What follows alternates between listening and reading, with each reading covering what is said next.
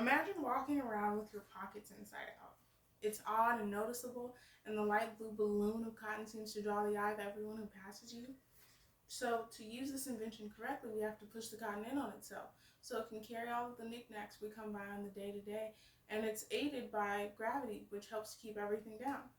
Now, place that same pocket in outer space as a bright beaming star. Then, what, pray tell, is the astrological equivalent of the pocket once it's pushed in? That is what we call a black hole. Humans have thrived off of innovation and discovery because once we understand our world, we like to build beyond it. It only seems fitting that as we study the sun, we also study the world of black holes, as we orbit both.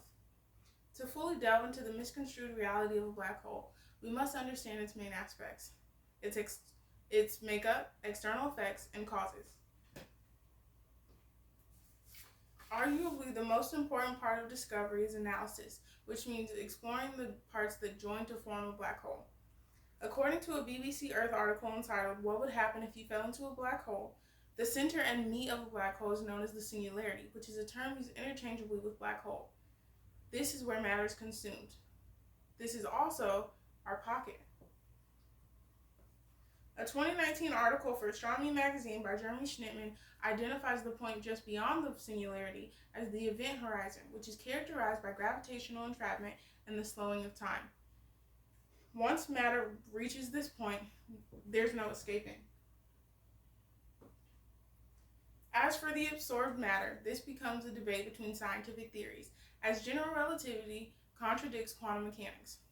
Quantum mechanics would argue that once the matter is ingested, it isn't destroyed, yet general relativity would argue that it is, as written by BBC Earth journalist Lucy Freeman.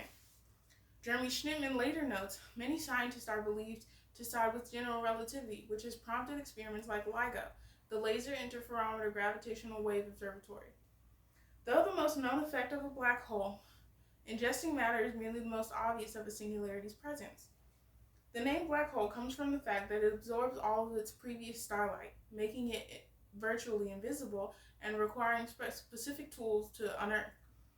An article entitled "Black Holes Explained" by National Geographic writer Maya Wei Haas reports, black holes attract an orbit, which allows scientists to find them by looking for matter that seemingly orbits nothingness.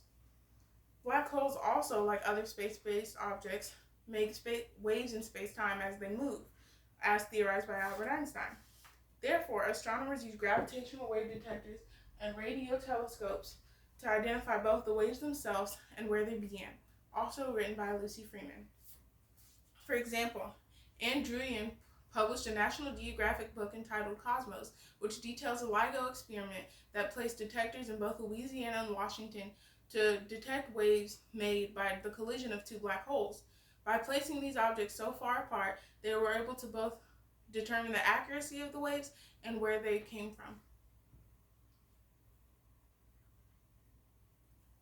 In the simplest of terms, a black hole is a star that's collapsed into itself, a gift only granted to those that burn the brightest. BBC writer Lucy Freeman further explains, a black hole often forms from a stellar death, in which a star runs out of fuel and explodes into what is known as a supernova. Without anything for the star's gravity to hold on to, it begins eating itself, and it just continues to try and find some sense of stability, which then develops into a black hole. A Nature article entitled "The Death of a Star" details how astronomer Subrahmanyan Chandrasekhar discovered the Chandrasekhar limit, which determines whether a star's death will turn into a black hole or not.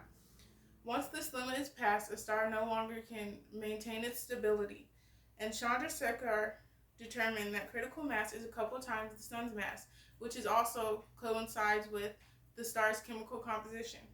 Essentially, stars that exceed the sun's mass and beyond the Chandrasekhar limit can't stabilize themselves once they die, which means they explode into a supernova and develop into a black hole.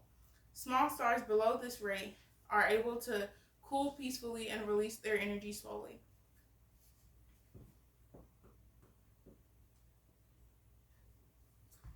Now, to answer the question that we've all been asking, what is a black hole? They are the remnants of dead stars that extended beyond the Chandrasekhar limit and They have two main aspects: the singularity itself and the event horizon. By entrapping light, a black hole's invisibility causes astronomers to look for radiation and gravitational abnormalities in order to find it. And scientists still question whether this matter absorbed goes somewhere else or is destroyed completely. In conclusion, black holes are just as natural as everything else in the world. They're just another step of the life cycle. And see, it's just a much larger outer space pocket.